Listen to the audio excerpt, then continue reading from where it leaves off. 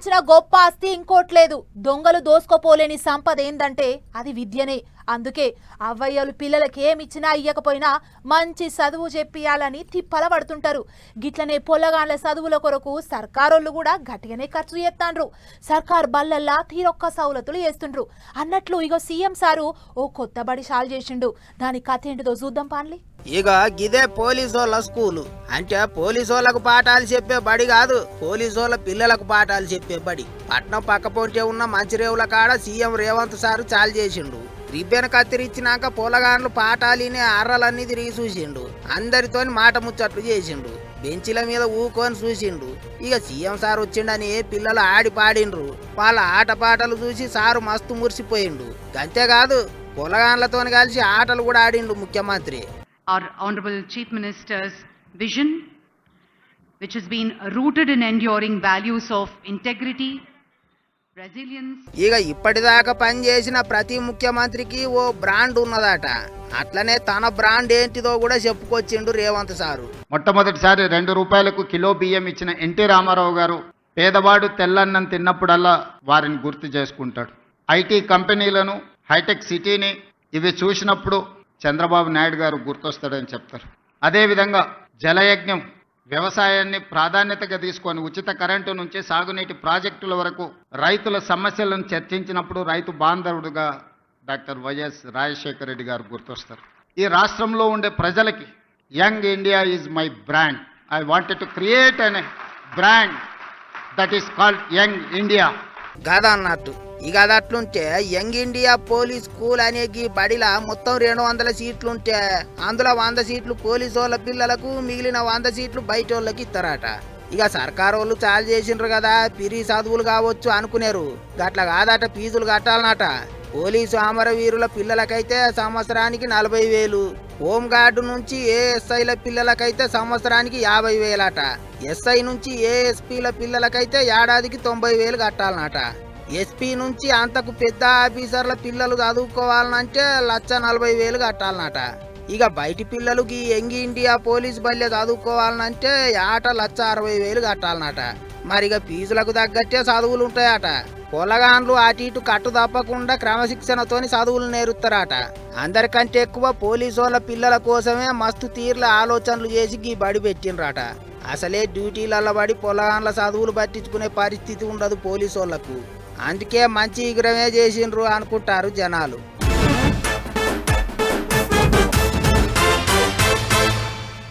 పాత బండ్లకు నంబర్ ప్లేట్లు మార్చుకోవాలని ఇప్పటికే ముచ్చట రాష్ట్రం అంతా తిరిగింది. అగో గట్లనట గిట్లనట అని అంతా మాట్లాడుకుంటాండ్రు. నెంబర్ ప్లేట్లు మార్చుకోనికే పెట్టిన ఫీజుల గురించి కూడా గట్టిగానే ముచ్చట్లు వినిపిస్తున్నాయి. అయితే ఇక్కడనే ఎవ్వలకు తెలియని ఓ ముచ్చట దాగున్నది. మరిగా ముచ్చట ఏంది, ఆ కథ ఏంది ఒకసారి అరుచుకున్నద్దాం పాన్లి. పాత నెంబర్ ప్లేట్లన్నీ వీగి పారేసి కొత్త నెంబర్ ప్లేట్లు బిగించుకోవాలి. సెప్టెంబర్ 30 తారీఖు దాకా టైం ఉన్నది అని అంతా మాట్లాడుకుంటారు కదా. గా ముచ్చట బరాబర్ ముచ్చటనే గాని సర్కారోళ్ళు రేపో మాపో చెబుదాం అనుకునే లోపే ఎవరిలో బయటికి లీక్ చేసిండ్రాట. ఇక గీదే ఎవరికి తెలియని ముచ్చట. పాత బండ్లకు నెంబర్ ప్లేట్లు మార్చుకోవాలి అనే దాని మీద సర్కారోళ్ళు అధికారికంగా జీవో ఇంకా విడుదల చేయలేదట. అందుకే బయటకు వచ్చిన కాగితం మీద జీవో నెంబరు సంతకాలు లేవంటున్నారు. గా లీక్ అయిన కాగితం ప్రకారం 2019 ఏప్రిల్ 1వ తారీఖు కంటే ముందు తయారైన ఏ బండికైనా సరే పాత నెంబర్ ప్లేట్ తీసేసి హై సెక్యూరిటీ నెంబర్ ప్లేట్ బిగించుకోవాలి. కొత్త నెంబర్ ప్లేట్ బిగించుకోవాలంటే 2 చక్రాల బండ్లకైతే 320 నుంచి 380 రూపాయలు. అదే బయట దేశం నుంచి తెచ్చుకున్న బైక్ అయితే 400 నుంచి 500 రూపాయలు. కార్లకు 590 నుంచి 700 రూపాయలు. ఆటోలకు 350 నుంచి 450 రూపాయలు ఫీజు కట్టాలన్నట. పెద్ద బండ్లకైతే 600 నుంచి 800 రూపాయలు వసూలు చేస్తారట. అయితే గీ ముచ్చట్లన్నీ ఆఫీసర్లంతా కూకొని మాట్లాడుకొని ఓ కాగితం తయారు చేసుకొని అటు సర్కారులతోని అన్ని తీర్ల మాట్లాడినాక బయటికి విడుదల చేయాలని అనుకున్నారట. కానీ అంతల్నే గిట్ల ముచ్చట బయటికి లీక్ అయింది అంటున్నారు. ముచ్చట ఎట్టెట్లా బయటికి పోయింది అనే దాని మీద కూడా లోపట మంత్రాంగం పెట్టినరాట పెద్ద ఆఫీసర్లు. ఇప్పటికైతే ముచ్చట లీక్ అయి బయటకు వచ్చింది కానీ రేపు సర్కారు వాళ్ళే అధికారికంగా కూడా చెప్తారట. మరిగా ముచ్చట పోత ఎరకైతుంది కానీ సెప్టెంబర్ 30 లోపు పాత బండ్లకు కొత్త నెంబర్ ప్లేట్లు బిగించుకోకపోతే ఫైన్లు కూడా పడతాయి అంటున్నారు. ఇన్సూరెన్స్ అసోంటివి కూడా పనిచేయవని చెప్తున్నారు. మరి ఆ పనిలో ఉండుర్రి.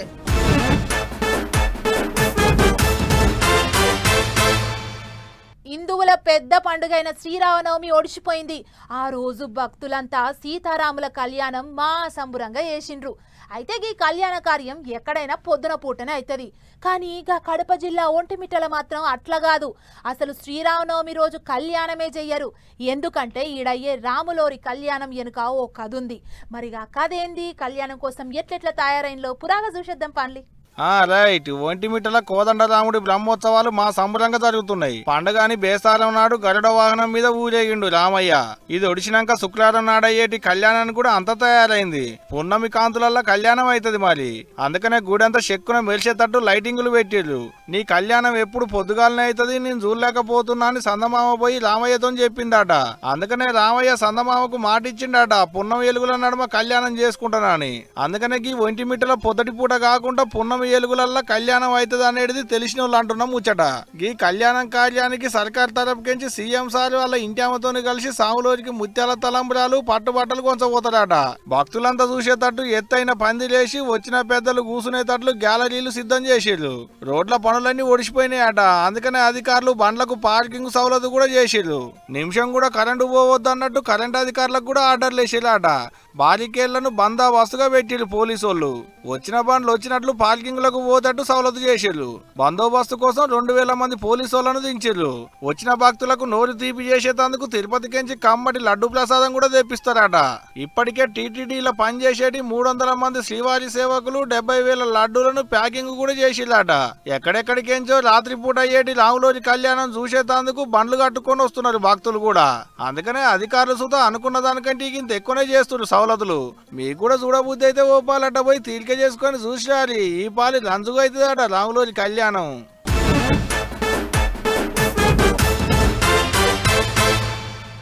ఏమా ఎల్లక్క బుజ్జి పెళ్లి పెట్టుకుంటారు, బంగారం కొన్నరాయే అని మల్లక్క అడిగితే, ఎక్కడిది చెల్లే, తులం రేటు గంత గంత ధరలుంటే ఏడగొందుమే, ఒప్పుకున్న సొమ్ముల పావులో పరుకో ముట్ట చెప్తాం, ఆ టెన్కల్లుని బతలాడుకుంటాం, ముంగట వెళ్ళినప్పుడు పెడతామని. ఆగో గిట్లున్నాయి ఊళ్ళో పొంటి అమ్మలక్కల ముచ్చట్లు. మరి బంగారం కొనే కాడ ఎందుకంత వెనక ముందు అవుతుర్రో ఎరికే కదా. ధరలే ఇక చూడుర్రి మళ్ళెంత పెరిగిందో. బంగారం ధరలకు మల్ల రెక్కలు వచ్చినాయి. పెరిగేటప్పుడు 1000 మీద, తగ్గేటప్పుడు 100లల్లా. గిట్లా బంగారం ధరలకు ఒక్కనాడు లిఖం లేదు పో. ఇవాళ 200 తగ్గిందని సంబరపడే లోపలే రేపు 2000 పెరిగి జనాలను పరేషాన్ చేస్తుంది బంగారం. అన్నట్టు మళ్ళెంత పెరిగిందో ఎరికేనా, 2500కు పైనే. 24 క్యారెట్ల బంగారం 2900 పెరిగి తులం 93,300 అయింది. ఇటు 22 క్యారెట్ల బంగారం కూడా అంతే, 2700 పెరిగింది. తులం 85,600 అయింది ఇప్పుడు. ఇక బంగారం ధరలు ఇట్టుంటే అటు ఎండి కూడా అంతే, మీరు పెరిగితే నేను పెరిగొద్దా అన్నట్టే ఎండి ధర పైకి ఎగబాకుతుంది. కిలో మీద 2000 పెరిగి 104,000కు మీదనే అయింది ఇప్పుడు. ఇట్లా ఈ వారం దినాల సంది పెరుగుడు ఎక్కువ, తగ్గుడు తక్కువ. అటు ఇగ కొందాం అగ కొందాం అనుకున్న జనాలంతా ఎప్పుడెంత పెరుగుతుందో తెలవక కింద మీద అవుతురు పాపం. వచ్చేది అసలే పెళ్లిళ్ళ సీజను. అక్కెల మందం ఎంతో కొంత కొందామని చూస్తున్నారట, గాని దుగ్నాల కాడికి పోగానే ధరలిని దడుచుకుంటున్నారట. 10 తులాలు కొనే కాడ 2-3 తులాలతోనే సరిపెట్టుకుంటారంటే చూడు బంగారం ధరలు ఏ రేంజ్లు ఉన్నాయో. తప్పనిసరి అయితే కొనుడు తప్ప ఇప్పుడంతా అవసరమా అన్నట్లే చేస్తున్నారు చాలా మంది. ఇక పాత కార్యాలకు తెచ్చిన వాళ్ళకు ఇప్పుడు కొత్త ధరలు పెట్టి ముట్ట చెప్పాలంటే తలపాన తోకకొచ్చినంత పని అవుతుందట. మరి రాబోయే కార్యాలు ఎట్లా దిస్తారో ఏమో కానీ బంగారం అయితే ఇప్పుడు మామూలు పేదోళ్లకు బంగారమే అయిపోయింది పోండ్రి. మరి ఇప్పుడే గింత పిలమైందంటే ముంగడ ఇంకెంత పెరుగుతుందో ఏమో చూసుకుంటూ పోవాలి ఇక.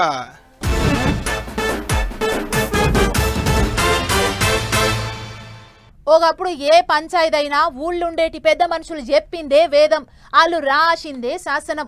రచ్చబండ కాడికి షేక్ సింధుని వెట్టి పిలిపించి ఓ 4 పెద్ద మనుషులు కూర్చొని పంచాయతీ తెంపుతారు.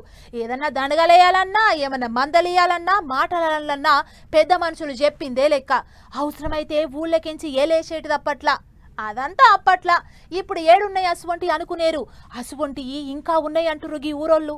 వీళ్ళంతా నిజామాబాద్ జిల్లా ఏరుగట్ల మండలంలో ఉన్న తాళరాంపూర్ ఊరి గౌళ్ళు. ఊరి పెద్ద మనుషులమని చెప్పుకొని తిరిగేటోళ్ళు పెద్దరాయి లెక్కన గీ తీర్పిచ్చిలాట. మేము ఇప్పట్లానే గుడికి పోయినాము. గుడికి పోతే మమ్మల్ని బయటకు వెళ్ళగొట్టింది మాత్రం నిజము. ఊరి వాళ్ళు చెప్పేదంతా అబద్ధం. మరి బహిష్కరణ చేసి అందరు పెద్ద మనుషుల ఫోటోలు మరి ఫ్లెక్సీల మీద వేయించుకున్నప్పుడు మా కుల సభ్యుడిది కూడా ఫ్లెక్సీలు ఉండాలి కదా. ఇది బహిష్కరణ అన్నట్లేదు. మీరు అది కూడా వీడియో తీసుకొని ఎవరు చెప్పింది కూడా అంత అబద్ధము. మాకేం జరగకుంటే మేము గుళ్ళే నుంచి ఎందుకు వెళ్ళి వస్తాం? మంగళారతులు పట్టుకొని పోయిన మేము పూజ చేసుకుంటాం కదా. ఊరు వాళ్ళు చెప్పేదంతా అబద్ధం. మాకు ఎవరి మీద ఎలాంటి కోపం లేదు. మమ్మల్ని గుళ్ళె నుంచి ఎల్లగొట్టి అన్నది ఒక్కటే మాకు బాధ ఉన్నది.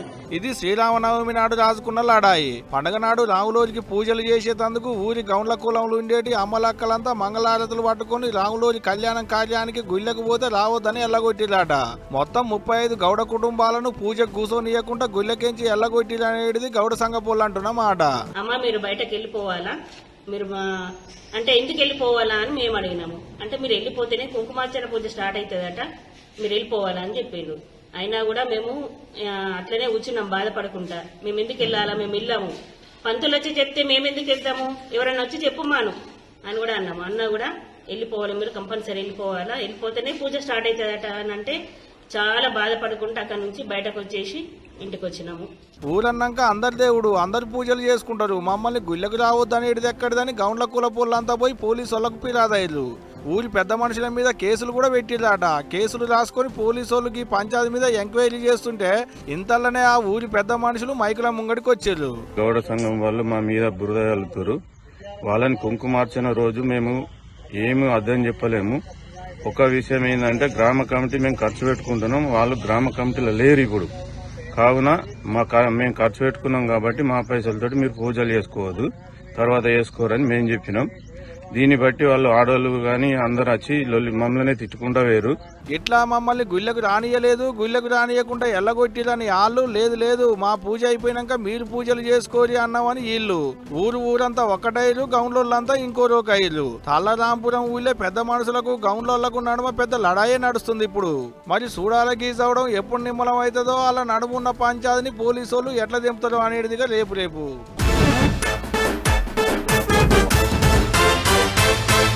అవ్వ అనుకుంటది, నా బిడ్డకు మంచి పిల్లగాన్ని చూసి లగ్గం చెయ్యాలి, నా బిడ్డ అల్లుడు మంచిగా కలిసి ఉండాలి, ఏడాదిలా మనవడో మనవరాలో పుడితే ఆ పిల్లలతోనే ఆడుకోవాలని. అల్లుడంటే ఎక్కలేని మర్యాద గౌరవం ఉంటది అత్తలకు. అల్లుడు అటికించి వస్తుంటే అత్తలు ఇటుకించి పక్కకు జరుగుతారు. అదంతా అప్పట్లా. ఇప్పుడు అత్తలు ట్రెండ్ మార్చిండ్లు. ఇక అసలు పంచాయతీ ఏందంటే ముచ్చటేందో అటెంక చెప్తా గానీ ముందుగాలనైతే ఈ కారడు చూడలే మంచిగా. ఆగా చూసిరా పెళ్లి కారడు. అవు మరి పెళ్లి కారడే. పిల్ల పేరు శివాని, పిల్లగాని పేరు రాహుల్. చూసినాం అందులో ఇచ్చంతరం ఏముంది అని గరంగాకురి. ఇచ్చంతరం ఉన్నది, లేకుంటే మేము పట్టుకరాం కదా. పెళ్లి కారట్లున్నది పిల్ల పేరే గాని పీటల మీద కూసుంది మాత్రం పిల్ల కాదు, పిల్ల తల్లి. అవు పెళ్లి పిల్ల తల్లే. ఇప్పటికే సగం పడ సమజైంది కదా. కొత్త అల్లుని తీసుకొని ఎగిరిపోయింది అత్త. ఇగో గీళ్ళేక అత్త అల్లుళ్ళు. ఉత్తరప్రదేశ్ రాష్ట్రం అలీగఢ్లు ఉండేటి అనిత అల్ల బిడ్డ శివానికి రాహుల్ అనేటోనితోని 3 నెలల కింద లగ్గం కుదిరిచ్చిందట. అత్తతోని మంచి మాటకుంటే కొత్త సంసారం చక్కగా సాగుతుంది అనుకున్నాడో ఎట్టనో గాని అమ్మాయిని నిడిచిపెట్టి అత్త మీద కన్నేసిండు రాహుల్. అటు అత్తకు కూడా అల్లుని మీద పాయడమే ఉన్నట్టున్నది. ఇంకో వారంలో బిడ్డ లగ్గం ఉండంగానే కొత్త అల్లుని తీసుకొని జంప్ అయింది అత్త. ఇంకేముంది, అలా ఇంటోళ్ళు పోయి స్టేషన్లో ఫిర్యాదైతే కేసు రాసుకొని ఎంకులాడే పనిలో పడ్డారు పోలీసు వాళ్ళు. అత్త కల్లునికి ఇష్టం అయిపోతే వాళ్ళు మాత్రం ఏం చేస్తారు మరి. ఏమో పోరి, అందుకనే అంటారు కదా కలికాలం అని. ఇదే కావచ్చు పో.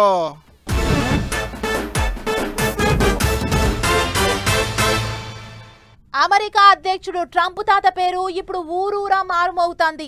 పల్లెటూర్ల పొంటి కూడా ట్రంప్ అట్లా చేస్తాండట, ఇట్లా చేస్తాండట అని చెట్టు కింద కూకొని మాట్లాడుకుంటాను జనాలు.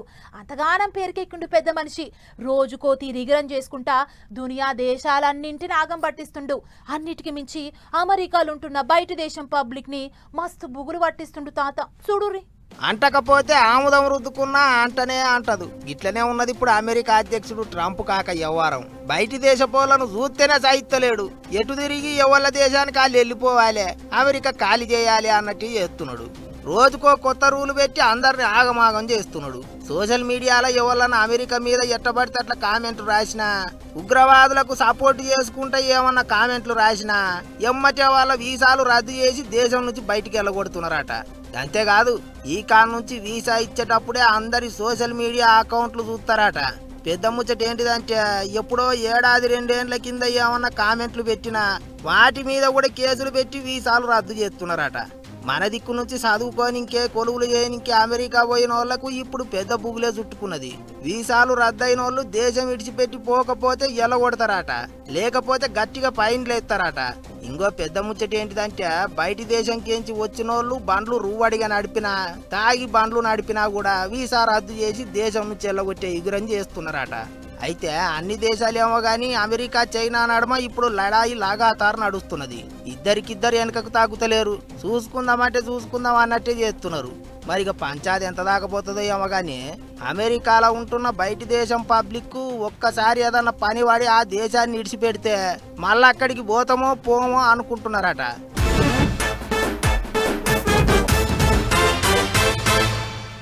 ఇక నీ చిటుకు పట్టుకు ముచ్చట్లున్నాయి, ఫటాఫట్ అడిగిన చూసేరి. పచ్చని అడవులను ఖరాబు చేస్తామంటే ఊకునే ముచ్చటే లేదని మస్తు గరమైండు ఏడూరు నాగారం అడవుల పెద్ద అధికారి అబ్దుల్ రెహమాన్ సారు. అయితే ఈ నలుగురు అడవిలకు ఏమిటికి వచ్చిరో ఏమో తెలియదు కానీ ఫారెస్ట్ ఆఫీసర్ల కంట్లో పడ్డారు. ఇగే ఉంది వాళ్ళొచ్చి జేబులన్నీ దేవులాడితే ఓ అగ్గి పెట్టి వెళ్ళింది. పక్కంబడి అవోటి ఇవోటి సీసలు కూడా దొరికినాయట.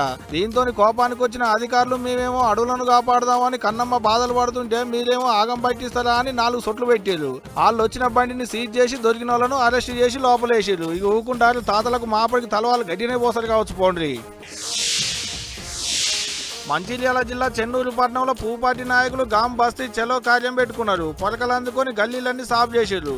అటంక సెంట్రల్ సర్కారులు ఏమేం పథకాలు పెట్టిలో ఇల్లు తిరుగుకుంటా పబ్లిక్ కు పూసగుచ్చారు. ఇక జిల్లా అధ్యక్షులు వెంకటేశన్న మాట్లాడుకుంటా చెన్నూరు పట్టణంలో తాగునీటి తిప్పల మస్తుకున్నది. పట్టణం మున్సిపాలిటీ వాళ్లకు పన్నులు వసూలు చేసేటి కాడున్న షరత జనాల తిప్పల అరుచుకునేటి కాడ లేదని మస్తు గరమైండు.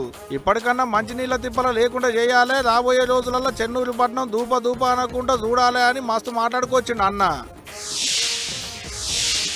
ఈ 11వ తారీఖుంచి కొండగట్ట అంజన్న జయంతి ఉత్సవాలు చాలవుతున్నాయి. 3 రోజుల పాటు అయ్యే ఈ ఉత్సవాలకు అధికారులు అంతా తయారయ్యారు. 2 లక్షల మంది దాకా భక్తులు వస్తారని అంచనాలు వేస్తున్నారు అధికారులు. క్యూ లైన్లు కూడా అంతే గట్టిగా చేసిర్రు. భక్తుల కోసం 4.5 లక్షల లడ్డూలు తయారు చేయించిలాట. 1000 మంది పోలీసోళ్ళు 100 సీసీ కెమెరాలు పెట్టి ఎక్కడేం తిప్పలు కాకుండా అరుచుకుంటున్నారట పోలీసోళ్ళు. కోనేరంతా మిషన్ భగీరథ నీళ్లతో నింపి పెట్టి మాల తీసేటి భక్తులకు సపరేట్ సౌలతులు చేసిర్రు. మంచినీళ్ల కోసం చలివేంద్రాలు పెట్టి ధూప తీర్చేందుకు ఇకమతి చేస్తున్నారట అధికారులు. మంచి ముచ్చటే మరి. ఈ నడుమ వాతావరణం అంతా తిరగల మరలా చేస్తున్నది. పొద్దున్నాక ఎండ సరుస్తుంటే పొద్దుముకి వానడల్లు పడుతున్నది. పట్నంలో ఆడాడ వానజల్లులు గట్టినే పడ్డాయి. అటు నిజామాబాద్ జిల్లా బిచ్కుందల వడగండ్ల వానలు జోరుగా పడ్డాయి. ఇంతింత లావు బరుపు బండలు పడుతుంటే జనం చూసి మస్తు మురిసిపోయారు. అయితే ఎర్రటెండ కొట్టాల్సిన టైంలో వానలు పడుతుంటే టాళ్లకు ఇటు జనం కూడా కొండొద్దుల దాకా ఎండశాఖ తప్పినట్టే పో అని మస్తు నిమ్మల పడుతున్నారు. ఎండశాఖ ఏమన్నా చిన్న కొడుతున్నది మరి.